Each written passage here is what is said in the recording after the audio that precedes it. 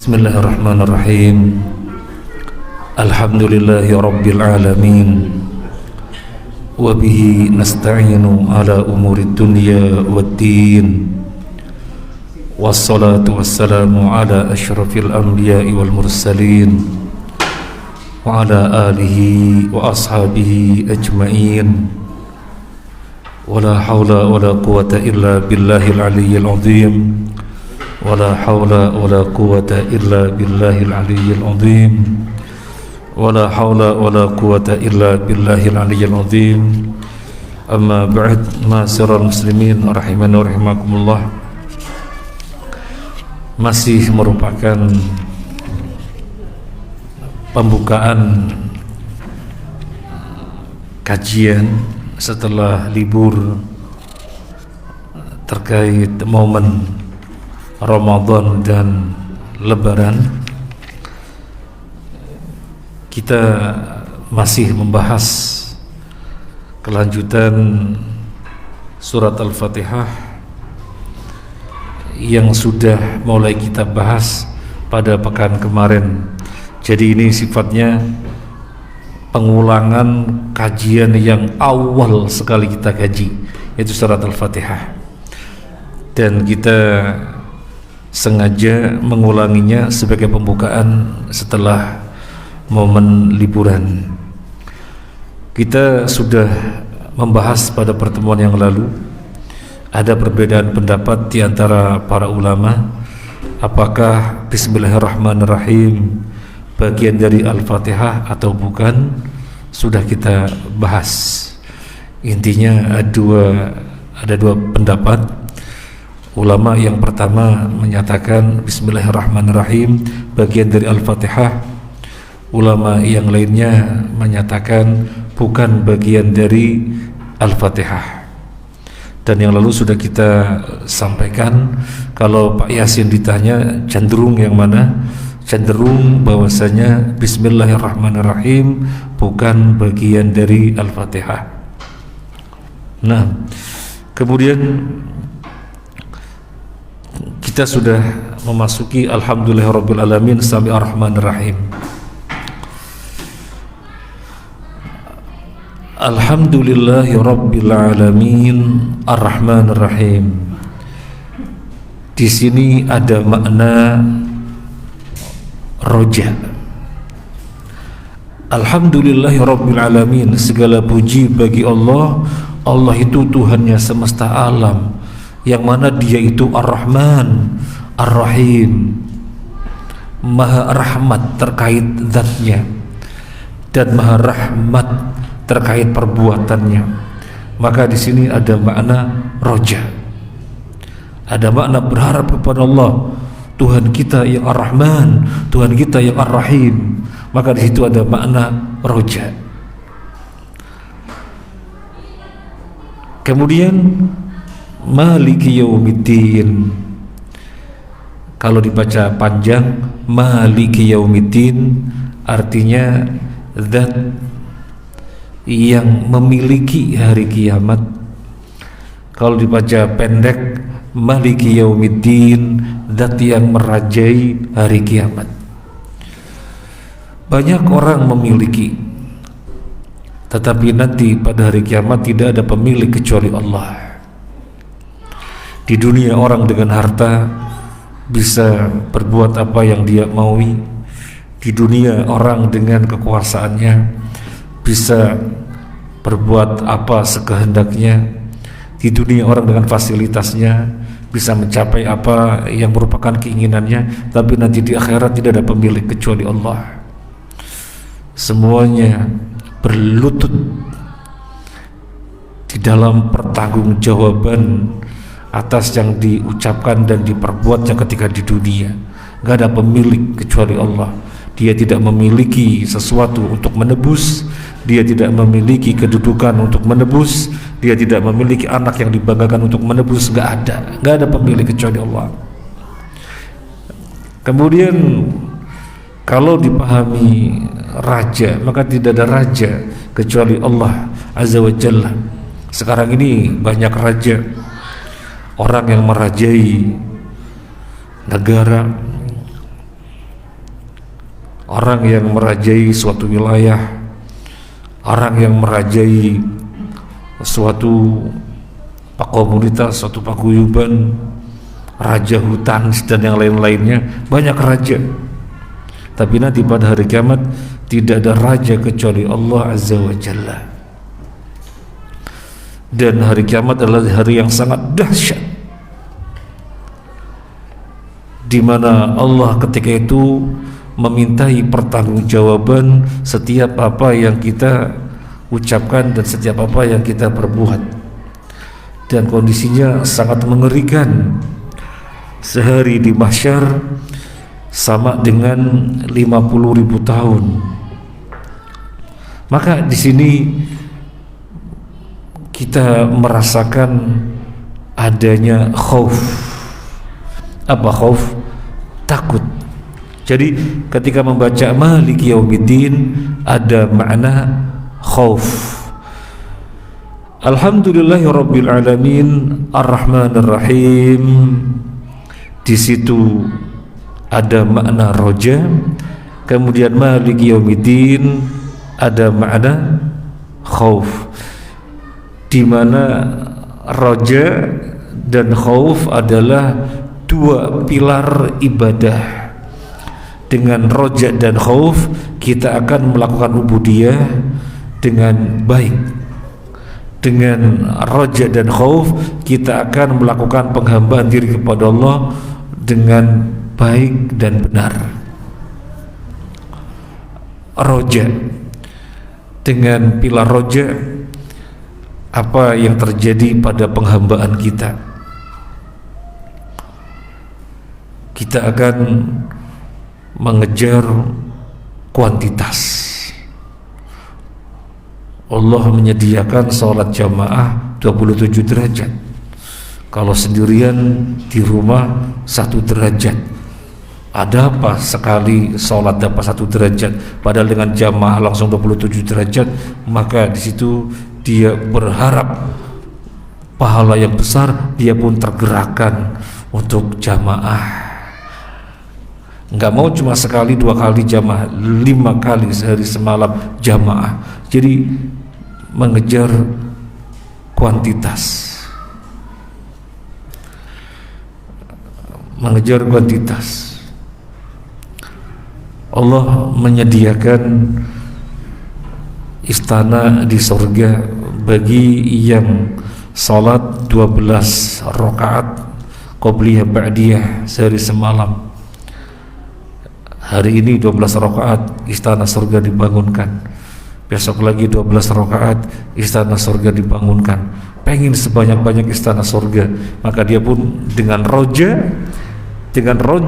yang menjadi pijakan, dia mengejar qobliyah dan ba'diyah. Maka dengan pilar roja, ibadah dari sisi kuantitas akan dia kejar,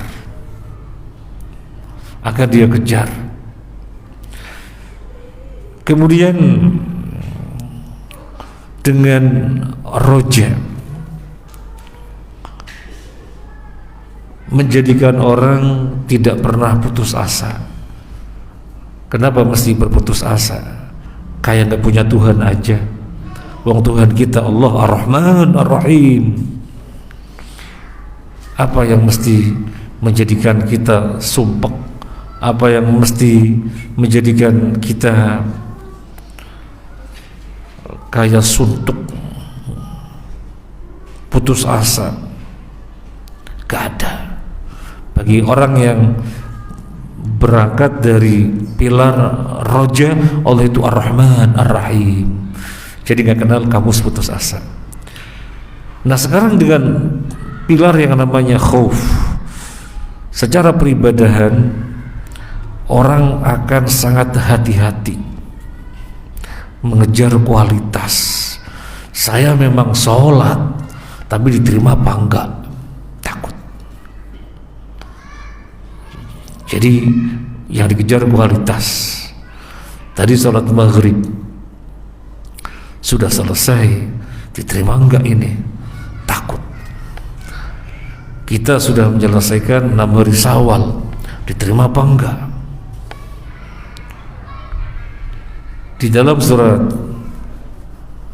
Al-Mu'minun, di sana disebutkan tentang orang yang mengkhawatirkan amalannya diterima apa enggak. Walladzina yu'tuna ma ataw wa qulubuhum wajilatun annahum ila rabbihim raji'un. Orang yang menginfakkan apa yang mereka diberikan oleh Allah, mereka takut berjumpa dengan Allah. Aisyah radhiyallahu anha bertanya tentang ayat ini, ya Rasulullah, ini orang berinfak, berbuat kebaikan, berbuat ketaatan, kok takut berjumpa dengan Allah? Emangnya dia pencuri, perampok, berzina? La ya ibnatas Siddiq, bukan begitu hai putri As-Siddiq, tapi dia adalah orang yang berbuat ketaatan, berinfak, cuma takut kalau amalnya tidak diterima. Jadi dengan ada makna khauf, kita mengejar kualitas, sehingga berinfak memang berinfak, tapi kita jaga jangan sampai ria, karena kalau sampai ria ya percuma. Jadi kita takut untuk sampai terjadi ria dengan khauf,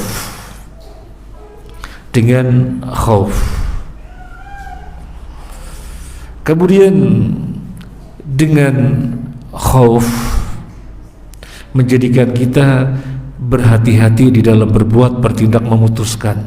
Ini mendatangkan murka Allah apa enggak ya? Ini mendatangkan siksa Allah apa enggak ya? Hati-hati. Di dalam masalah halal haram, dia menjadi orang yang warok, hati-hati. Bertemu dengan yang syubhat, dia pun berhenti karena takut. Maka dengan membaca Maliki Yaumiddin, di sini mendapati makna khauf setelah sebelumnya Ar-Rahman Ar-Rahim. Di situ ada makna roja, maka itulah yang menjaga kita untuk menjadi sebaik-baiknya hamba. Pergumulan antara roja dan khauf ini yang suka-suka menjadikan orang menangis. Pergumulan antara roja dan khauf. Dengan roja dia mengejar dan mengejar keutamaan, pada saat yang sama takut kalau tidak diterima. Maka orang bisa menangis dengan pergumulan antara raja dan khauf. Jadi dalam surat Al-Fatihah sudah disinggung tentang pilar ibadah yang berupa raja dan khauf. Kalau penjelasannya secara panjang lebar ya dari Al-Baqarah sampai An-Nas. Karena Al-Fatihah sebagaimana namanya adalah Ummul Kitab, induknya kitab, isinya adalah pokok-pokok bahasan. Kemudian tentang Maliki Yaumiddin, di sini Allah menyebutkan sebagai raja pada hari kiamat. Kemudian kita pun terbayang bagaimana kondisi pada hari kiamat nanti. Ada tahapan-tahapan yang finalnya masuk surga atau neraka. Ketika manusia dibangkitkan dari alam barzah, mereka digiring ke satu tempat mahsyar. Mereka berdiri di situ sangat lama, sangat kepanasan, sangat kehausan. Apalagi matahari didekatkan 1 mil. 1 mil kalau dalam pengertian batangnya celak ya mungkin 10 cm. Kalau mil dalam pengertian jarak ya kurang lebih 1,5 kilo di atas kita matahari. Maka sangat dahsyat sekali, panasnya luar biasa, dan berkepanjangan seperti itu. Maka yang dibutuhkan adalah bagaimana biar tidak haus. Ketika itulah telaga Nabi SAW diperlihatkan, demikian pula telaga-telaga Nabi yang lainnya. Masing-masing umat mendatangi telaga nabinya. Telaga Nabi SAW namanya Kautsar, Al-Kautsar. Inna a'tainakal kautsar. Umatnya Nabi berbondong-bondong ke sana. kalau sudah meminum air dari Telaga Kautsar tidak akan pernah haus selama-lamanya. Jadi meminum air dari Telaga Kautsar adalah keamanan pertama di mahsyar. Keamanan pertama di mahsyar adalah kalau sudah minum dari Telaga Kautsar, karena tidak akan pernah haus selama-lamanya.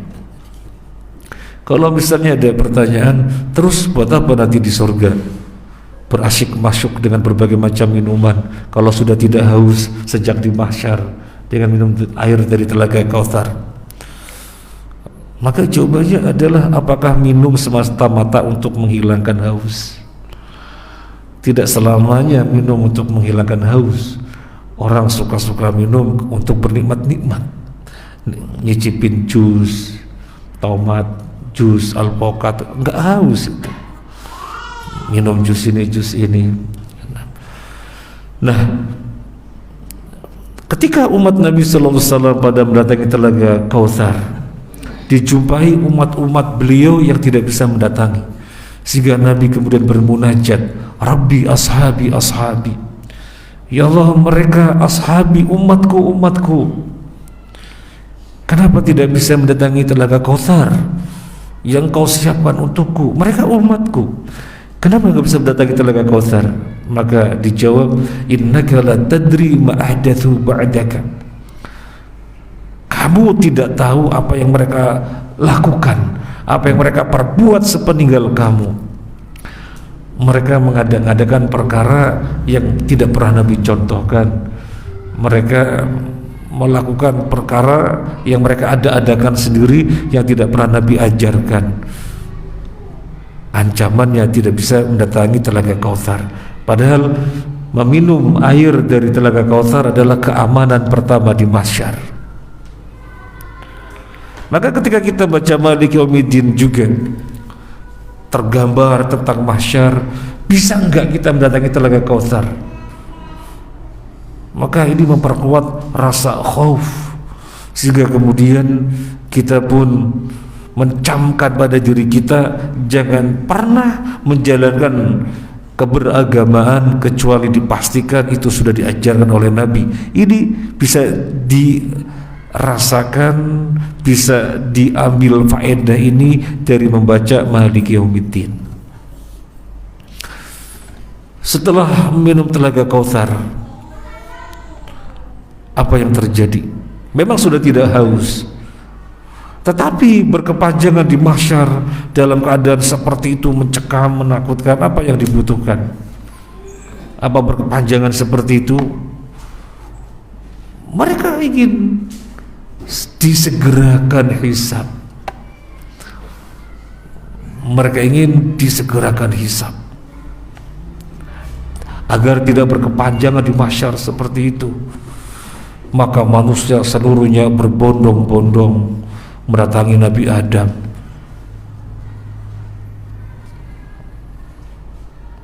Kiranya bisa menjadi syafaat untuk mereka, disegerakan hisabnya, tidak berkepanjangan seperti itu keadaannya. Tapi Nabi Adam mengatakan gak bisa. Mereka mendatangi Nabi Ibrahim, Nabi Ibrahim mengatakan gak bisa. Mereka mendatangi Nabi Musa, Nabi Musa mengatakan gak bisa.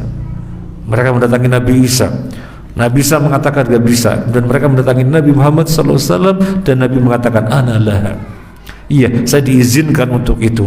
Kemudian Nabi sujud, Nabi memanjatkan puji-pujian yang Allah ajarkan ketika itu.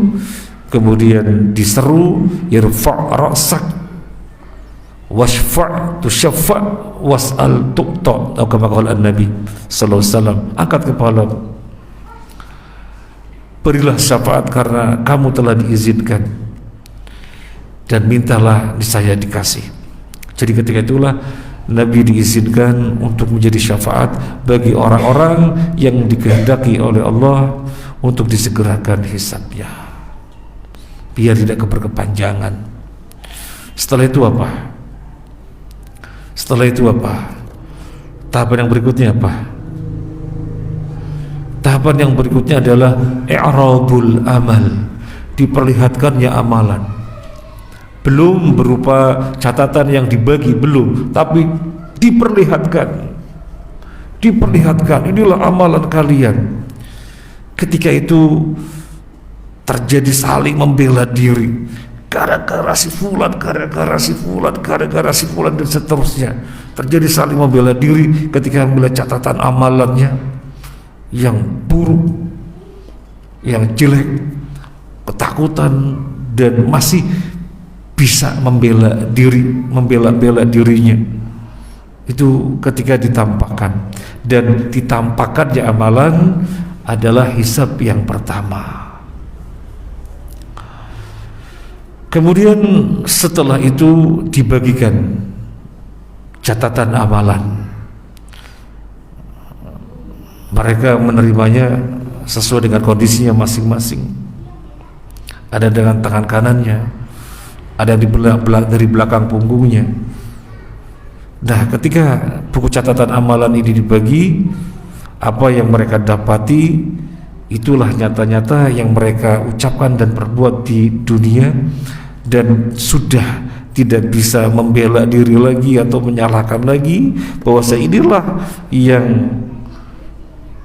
merupakan rapotnya, rekamannya selama di dunia, mulai balik sampai mati.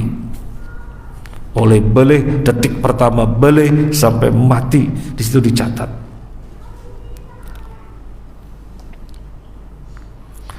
Inna kunna nastansikhu ma kuntum ta'malun. Kami merekam seluruh apa yang kalian perbuat.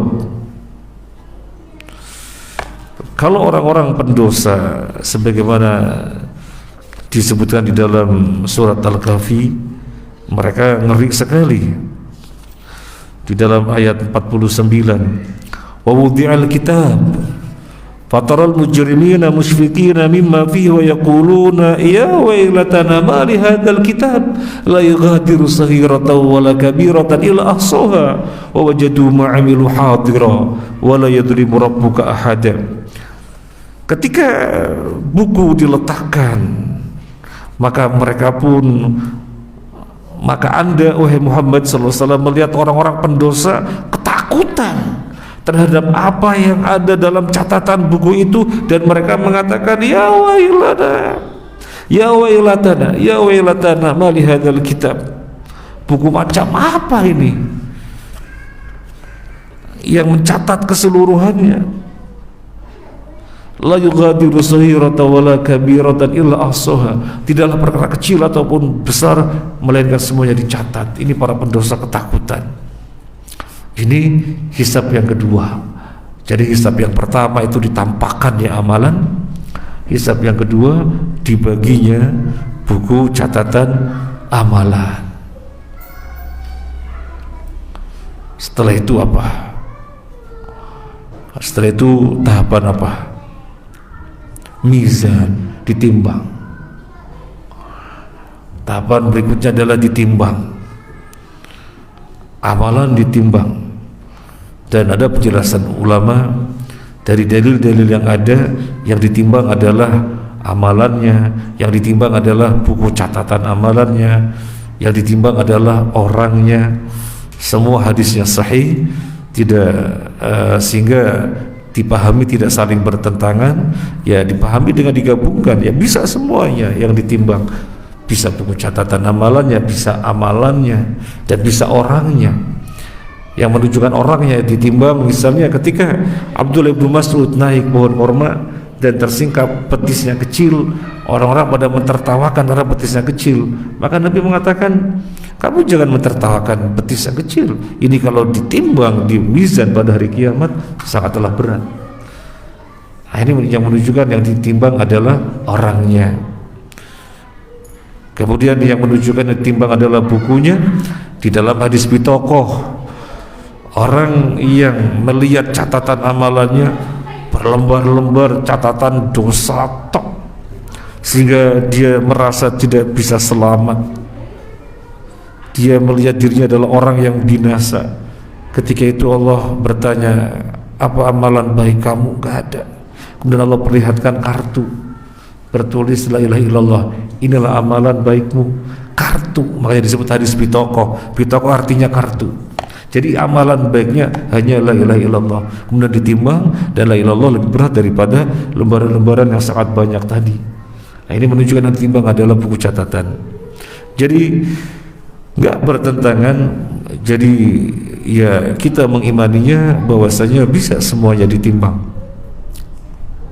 Setelah mizan penimbangan ada apa? Setelah ditimbang ada tahapan apa? Setelah ditimbang, Allah bentangkan kegelapan. Jadi gelap sekali. Gelap sekali. Gak bisa melihat apa-apa, gelap sekali. Tetapi sebelum dibentangkan kegelapan, manusia telah dikelompokkan terlebih dahulu sesuai dengan kelompoknya. Dikelompokkan terlebih dahulu sesuai dengan kelompoknya, sesuai dengan mereknya. Mereknya apa, maka bersama kelompok ini. Mereknya apa, maka bersama kelompok ini, dan seterusnya, sesuai dengan mereknya. Yang dikelompokkan dengan Fir'aun, Haman, dan yang lainnya. Makanya ada hadis yang Anas bin Malik berdoa. Ketika berdoanya Anas bin Malik karena ada orang Badui bertanya. Orang Badui datang bertanya kepada Nabi, "Ya Rasulullah, ada suatu kaum yang mencintai kaum yang lainnya, atau ada seseorang yang mencintai suatu kaum tapi amalannya tidak bisa menyerupai kaum tersebut." Ada seseorang mencintai suatu kaum tapi amalannya tidak bisa menyamai, tapi orang ini mencintai kaum tersebut, cuma amalannya tidak bisa menyamai, tidak bisa mengejar. Maka Nabi mengatakan, al-mar'u ma'aman ahad. Orang itu akan dikumpulkan bersama dengan orang yang dicintainya. Makanya kemudian Anas bin Malik langsung berdoa, "Ya Allah, aku mencintai Abu Bakar, aku mencintai Umar, kumpulkan aku bersama keduanya." Jadi Anas bin Malik, dia seorang sahabat, begitu mendengar orang akan dikumpulkan bersama dengan orang yang dicintainya, langsung berdoa bahwasanya minta agar dikumpulkan bersama Abu Bakar dan Umar, padahal sama-sama sahabat. Bagaimana kita tidak mencintai Abu Bakar? Bagaimana kita tidak mencintai Umar? Anas bin Malik yang seorang sahabat sedemikian rupa memandang keutamaan Abu Bakar dan Umar, sehingga berdoa agar dikumpulkan bersama keduanya. Maka terlalu jauh kalau orang-orang Syiah mengkafirkan Abu Bakar dan Umar, apalagi doanya di dalam salat mereka, binasakanlah kedua berhala Quraisy. Ini kan doanya orang Syiah, Abu Bakar dan Umar. Jadi kebalikannya Ahlussunnah wal Jamaah. Masyaallah rahimakumullah. Maka dari situ kita pun mengambil faedah, harus merapat kepada orang-orang yang baik, mencintai para sahabat, kita pelajari sirah-sirah mereka, kita ikuti jejaknya, dan sampai kita wujudkan nama-nama anak kita. Kita kasih nama-nama sahabat, nama-nama sahabiyah, karena cinta kita kepada para sahabat. Sekali lagi, bagaimana tidak Anas bin Malik yang seorang sahabat saja memandang sedemikian rupa kelebihannya Abu Bakar dan Umar, apalagi kita. Dan para sahabat, misalnya Ali bin Abi Thalib punya anak namanya Umar dari istri yang lain selain Fatimah. Demikian pula para sahabat yang lainnya memberi nama anaknya Abu Bakar, Umar, karena memandang keutamaan keduanya. Makanya di sini tidak diperbolehkan mahasiswa memakai kaos atau jaket. Mungkin senang dengan gaya permainan sepak bolanya, ngecek-ngeceknya gitu ya, bagus. Kemudian namanya ditulis di belakang kaosnya, nggak boleh. Tapi kalau nama-nama pemain bola muslim boleh, Frank Ribery boleh, Zinedine Zidane boleh gitu ya. Tapi kalau yang bukan muslim nggak boleh, karena orang akan dikumpulkan bersama dengan orang orang yang dicintainya, maka kita mencintai sesama muslim. Nah, setelah dikumpulkan sesuai dengan mereknya masing-masing, Allah bentangkan kegelapan. Allah bentangkan kegelapan sehingga gelap sekali. Dan ketika itu orang-orang munafik masih bisa nebeng dengan cahayanya orang muslim, karena yang bisa melihat dengan jelas kan muslim, melihat dengan cahaya keimanannya yang akan menjadi keimanannya yang akan menjadikan dia bercahaya, maka melihat dengan terang. Dan orang-orang munafik mereka bisa nebeng. Orang-orang munafik mereka bisa nebeng.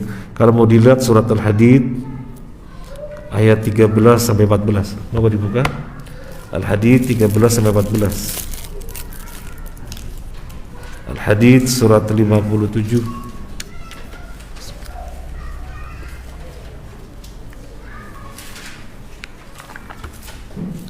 Saya baca ayatnya, nanti dibantu baca terjemahnya. Ayat 13. Yauma yaqulul munafiquna wal munafiqatu lilladzina amanu dzuruna naqtabis min nurikum qila irji'u wara'akum faltamisu nura fadriba bainahum bisurin lahu bab batinuhu fihi ar-rahmah wa dhahiruhu min qibalihi al-'adab. Pada hari orang-orang munafik, laki-laki dan perempuan berkata kepada orang-orang yang beriman, sungguhlah kami ingin mengambil cahayamu. Kepada mereka dikatakan, kembalilah kamu ke belakang dan carilah sendiri cahaya untukmu. Lalu di antara mereka dipasang dinding pemisah yang berpintu. Di sebelah dalam ada rahmat dan di luarnya hanya ada azab. Iya. Pada hari orang-orang munafik laki-laki dan perempuan manggil-manggil orang beriman, tunggu kami, naktabis min nurikum, biarkanlah kami mendapatkan cahaya kalian. Unduruna naktabis min nurikum, tunggu kami, biarkanlah kami bersama cahaya kalian. Kemudian orang-orang muslim mengusir mereka, irji'u wara'akum faltamisu nura, cari sendiri cahayamu. Diusir oleh orang muslim. Jadi orang-orang munafik berusaha nebeng cahayanya orang muslim, karena gelap sekali. Orang muslim dengan cahayanya bisa berjalan, bisa melihat dengan jelas. Ketika itu faduriba bainahum bisur, Allah bentangkan benteng yang berpintu, di dalamnya rahmat dan di luarnya azab, terpisah antara muslim dan munafik. Munafik gak bisa nebeng-nebeng lagi, gak bisa. Ketika itu apa kata orang munafik? Ayat 14. Yunadunahum alam nakum ma'akum qalu bala walakinnakum fatantum anfusakum wa tarabbastum wartabtum waratkumul amaniyu hatta jaa amrullah wa gharrakum billahil gharur.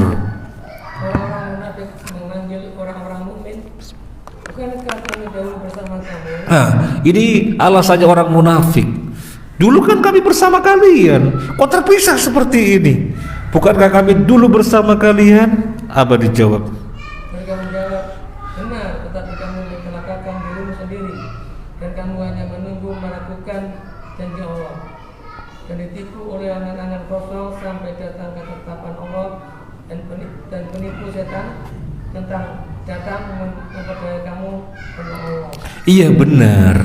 Ketika di dunia kalian bersama kami, benar. Tapi kalian hanya menunggu-nunggu saja. Apa maksudnya menunggu-nunggu?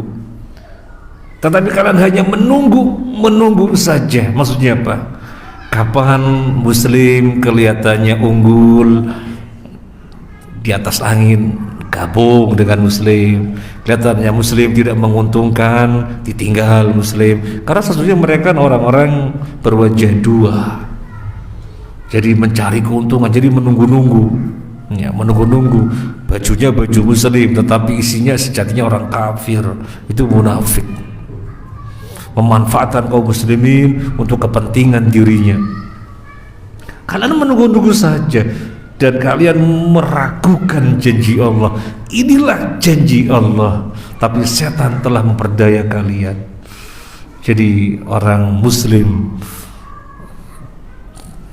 tidak bisa cahayanya diraih oleh orang munafik. Sudah Allah pasang pagar yang berpintu.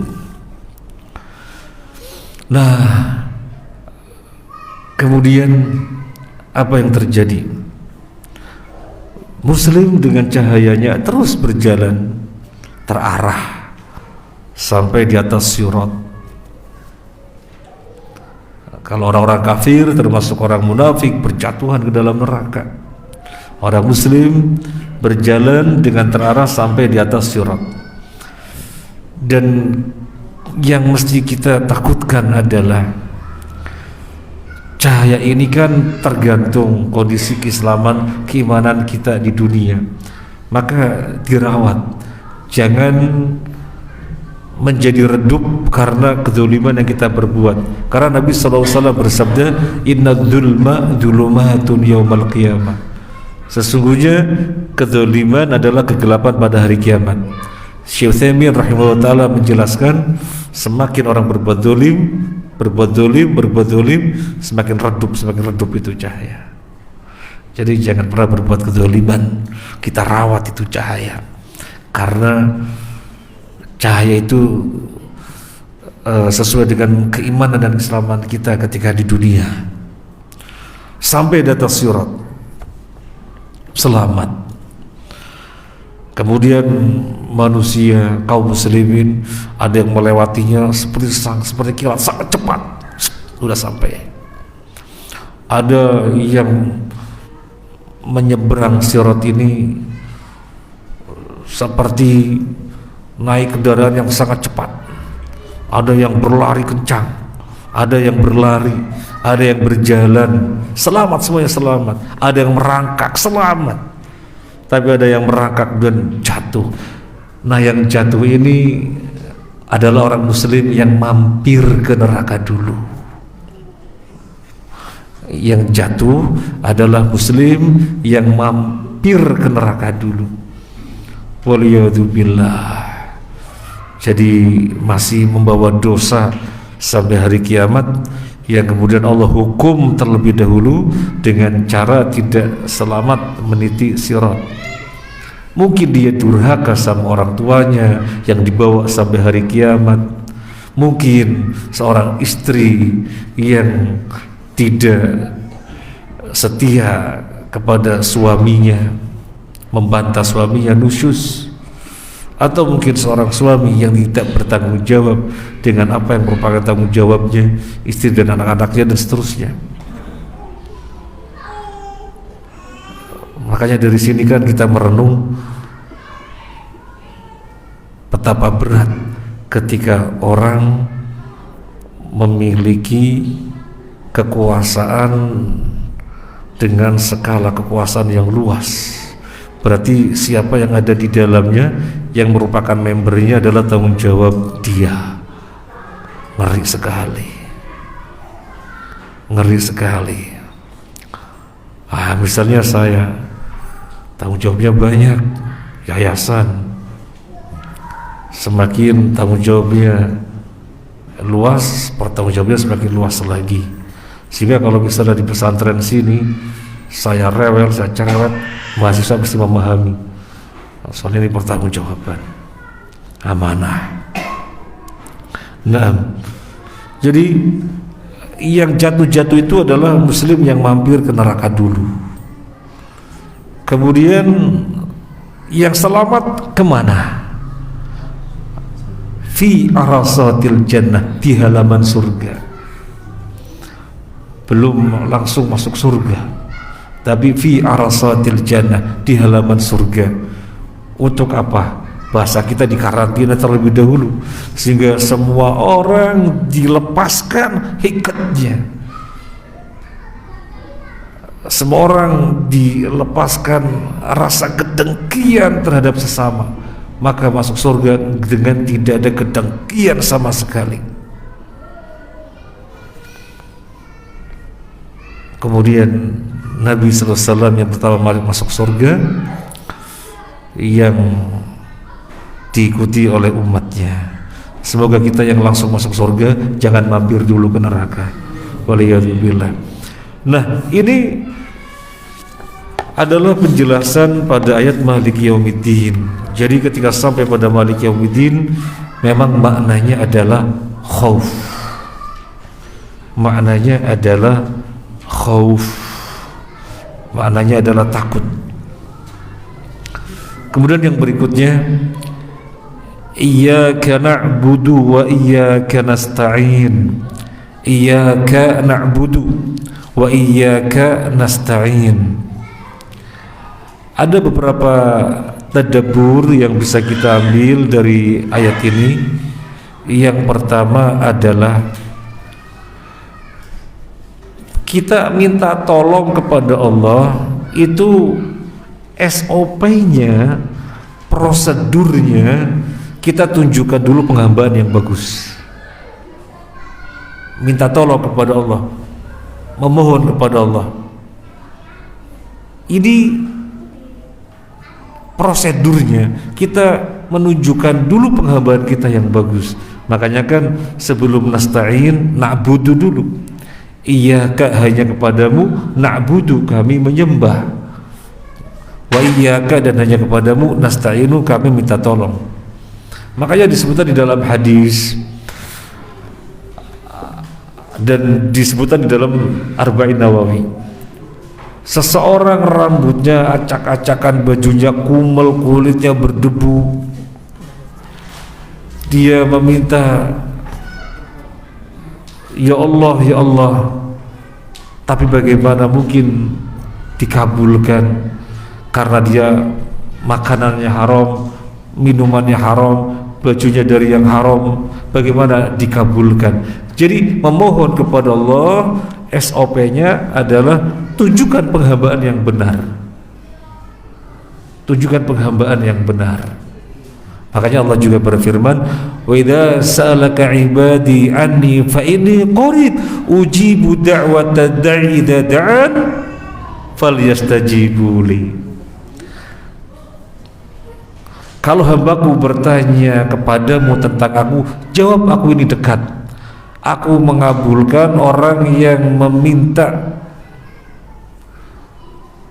maka penuhilah apa yang merupakan perintahku. Jadi aku kabulkan, maka penuhilah perintahku, taatilah perintahku. Jadi SOP-nya, prosedurnya, kita memohon itu setelah menunjukkan penghambaan yang benar. Kita masih bergelimang yang haram, memohon gak sesuai dengan SOP. Kita masih berbuat maksiat, kemudian memohon, meminta, gak sesuai dengan prosedur. Prosedurnya adalah penghambaan yang bagus, baru pantas kalau meminta. Nah, kemudian Masyiral Muslimin rahimakumullah, ibaratnya pisau yang diasah semakin tajam, semakin tajam. Kalau tidak diasah ya tumpul. Demikian pula penghambaan kita kepada Allah. Semakin kita menghambakan baik, penghambanya baik, penghambaannya terus ditingkatkan, maka ibaratnya pisau jadi tajam. Maka kita pun setiap kali berdoa Allah perhatikan, tajam. Tapi kalau penghambaan buruk, ibaratnya pisau yang tumpul tidak mempan. Nah, kita penghambaannya buruk, meminta, memohon, berlindung, diabaikan oleh Allah Azza wa Jalla. Makanya kan Allah berfirman di dalam hadis Al-Qudsi, man adali waliyan faqad adantuhu bil harbi. Siapa yang menyakiti waliku, aku genderangkan peperangan dengannya. Jadi wali Allah, Allah yang membela-belainnya langsung. Siapa menyakiti waliku, aku genderangkan peperangan menghadapinya. Kemudian kelanjutannya Allah berfirman, tidaklah suatu amalan yang seorang hamba bertakarub kepadaku yang lebih aku cintai melebihi yang fardu-fardu. Jadi bentuk-bentuk peribadahan taqarrub yang paling Allah cintai adalah yang fardu ya. Yang paling Allah cintai adalah yang fardu, yang wajib. Makanya kalau kita perhatikan, kalau kita sangat memperhatikan yang sunnah-sunnah, lebih utama lagi kita memperhatikan yang fardu-fardu. Kita perhatian kepada sholat-sholat sunnah, maka lebih perhatian lagi pada sholat yang wajib, karena yang lebih Allah cintai adalah yang wajib-wajib. Lebih lanjut Allah berfirman, wa innal abda la yataqarrabu ilayya bin nawafil hatta uhibbahu. Dan seorang hamba ini setelah disebutkan mengerjakan yang fardu-fardu, karena itu yang lebih Allah cintai, dia bertakarub dengan yang sunnah, yang sunnah, yang sunnah, yang sunnah, hatta uhibbahu, sampai aku mencintainya. Fa idza ahbabtuhu, kalau aku sudah mencintainya, kuntu sam'ahu alladhi yasma'u bihi, aku menjadi pendengarannya, dengannya dia mendengar. Wa basaruhu alladhi yubsiru biha, aku akan menjadi penglihatannya, dengannya dia mendengar. Aku akan menjadi tangannya, dengannya dia memukul. Aku akan menjadi kakinya, dengannya dia melangkah. Kalau dia meminta, aku kasih. Kalau dia minta perlindungan, aku lindungi. Jadi menjadi orang khususnya Allah. Kenapa? Karena dia mengasah ubudiyah, mengasah peribadahan, maka menjadi orang yang tajam, jadi orang khususnya Allah. Jadi ibaratnya pisau, ibaratnya pisau. Orang kesurupan, si fulan bacain ayat kursi, jinnya santai itu, malah jinnya bisa ngomong, apa kamu ruqyah saya, kamu masih seneng pacaran kok. Jinnya malah bisa ngomong begitu. Tapi si fulan ruqyah baru baca a'udzubillahi minasyaitonirrajim, udah kepanasan dan keluar. Karena si fulan tajam, dia ahli ibadah, nggak ada kesyirikan, orang yang hati-hati dari halal dan dari perkara-perkara haram. Nah, orang ini tajam, maka ketika membaca, bacanya tajam. Nah, si fulan yang A kok jinnya nggak keluar-keluar sih, malah nggak takut itu ya. Nah, ini terjadi nyata. Orang kesurupan, kawannya ngeruqyah, yang kesurupan ngomong, apa kamu ruqyah, kamu masih seneng pacaran kok. Jadi jinnya nggak takut ya, nggak takut. Tapi ya bisa jadi jinnya memang kuat ya. Jinnya memang kuat. Ibnu Taimiyah meruqyah lama baru jinnya keluar. Nah, jadi memang jinnya bisa jadi yang kuat. Intinya adalah memahami iyyaka na'budu wa iyyaka nasta'in. Di sini SOP-nya, prosedurnya, yang namanya memohon, kita mesti menunjukkan peribadahan yang baik. Ya, ke dalam kehidupan nyata, kehidupan kita, misalnya kita bekerja yang baik, kemudian memohon, meminta kepada majikan ya ngasih lah. Tapi kalau kerjanya nggak bagus, kemudian meminta apa, ya malah disemprot, kamu kerja nggak beres tuh, masih banyak yang belum beres. Itu dalam kehidupan manusia. Nah, maka di sini iyyaka na'budu wa iyyaka nasta'in. SOP-nya tunjukkan penghambaan yang bagus, baru wajar kalau minta, kalau memohon itu wajar gitu. Kemudian ada makna ini bantahan untuk orang-orang Jabriyah dan Qadariyah. Jadi membaca ayat iyyaka na'budu wa iyyaka nasta'in, di sini ada bantahan untuk orang Jabriyah dan orang Qadariyah. Jadi membaca Al-Fatihah sudah ditegaskan masalah keimanan dengan takdir yang benar, yang nanti penjelasannya mulai Al-Baqarah sampai An-Nas. Mana yang menunjukkan ini bantahan untuk paham di dalam masalah takdir yang sesat, sehingga dibantah. Iyyaka na'budu, hanya kepadamu kami menyembah. Ini bantahan untuk orang Jabriyah. Wa iyyaka nasta'in, dan hanya kepadamu kami meminta tolong. Ini bantahan untuk orang Qadariyah. Apa sih Jabriyah? Jabriyah atau biasa disebut dengan Jabariyah gitu ya, adalah orang-orang yang memahami bahwasanya manusia tidak memiliki kehendak dan kemampuan. Kehendak dan kemampuan manusia nisbi saja, bukan hakiki. Ibaratnya adalah wayang yang dijalankan oleh dalang. Wayang menghendaki apa, berbuat apa, nisbi belaka, sesungguhnya yang berbuat adalah dalangnya.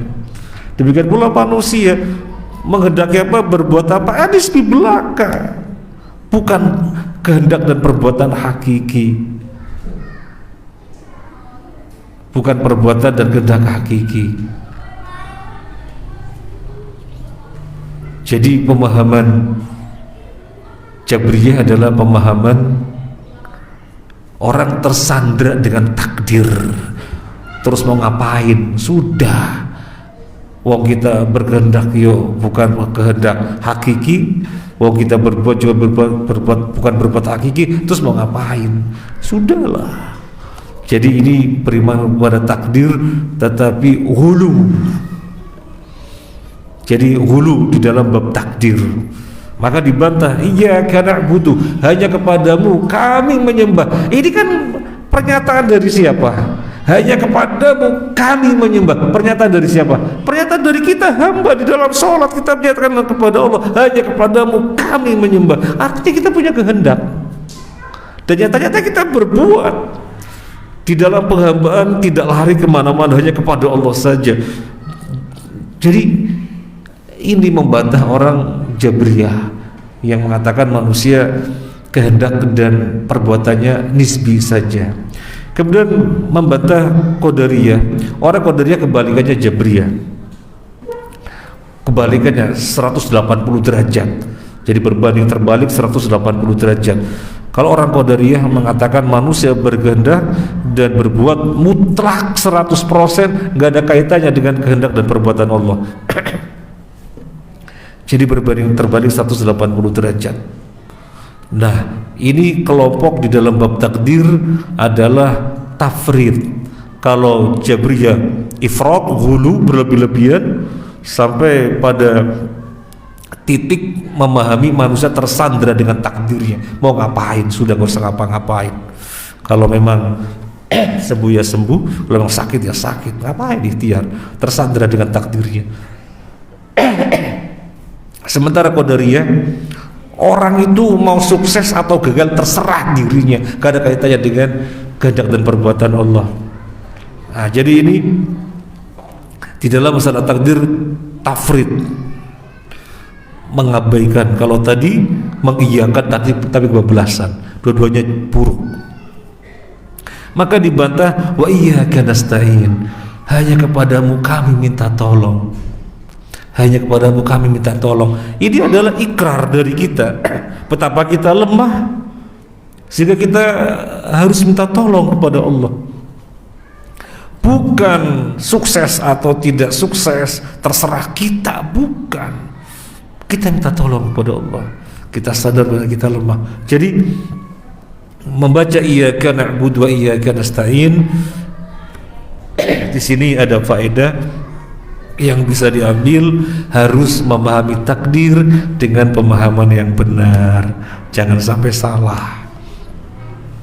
Orang membaca Al-Fatihah setiap hari minimal 17 kali. Tapi dalam kenyataannya mereka kalau ke Jabriyah ya Qadariyah. Kalau orang-orang pintar yang bergelar, banyak diantara mereka yang terjerumus ke dalam Qadariyah.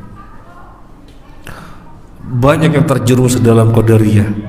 Sampai kita punya kawan ketika mengambil S2, termasuk yang mengambil S3 di salah satu perguruan tinggi di Jakarta.